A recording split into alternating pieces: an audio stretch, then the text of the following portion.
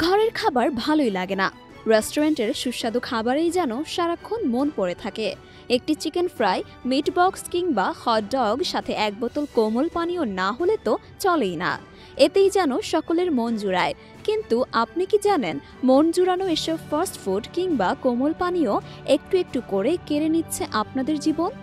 সম্প্রতি এমনই ভয়ঙ্কর এক তথ্য উঠে এসেছে মার্কিন যুক্তরাষ্ট্রের একদল গবেষকের গবেষণায় দেখা গেছে একটি হটডগ মানুষের আয়ুষ্কাল ৩৬ মিনিট কমিয়ে দেয়, আর এক বোতল কোক আমাদের জীবন থেকে কেড়ে নেয় ১২টি মিনিট।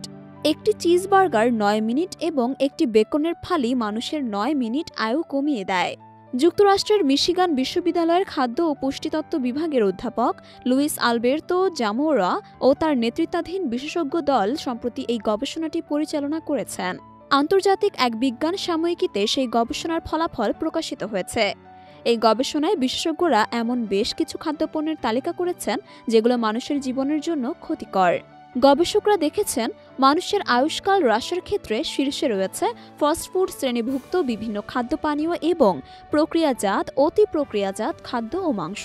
মূলত মানুষের আয়ুষ্কাল কমিয়ে দেওয়ার জন্য খাদ্যপণ্যে থাকা ক্যালোরি, চিনি, লবণ ও অন্যান্য উপাদান দায়ী। রেস্টুরেন্টের খাবারে এসব উপাদান বেশি থাকে, তবে শাকসবজি এবং ঘরে তৈরি খাবারে ক্ষতিকর উপাদান কম থাকে। এছাড়া পিনাট বাটার এবং ঘরে তৈরি জ্যাম জেলির স্যান্ডউইচও ক্ষতিকর নয় বলে জানিয়েছেন তারা আরও জানিয়েছেন, যারা প্রতিদিন গরু কিংবা প্রক্রিয়াজাত মাংস খেতে অভ্যস্ত, তারা যদি প্রতিদিনের সংগৃহীত ক্যালোরির মাত্র 10% মাংসের পরিবর্তে শাকসবজি বা ফলমূল থেকে সংগ্রহ করেন, সেক্ষেত্রে তাদের মোট আয়ুষ্কালের সঙ্গে অন্তত 48 মিনিট যোগ করতে পারবেন।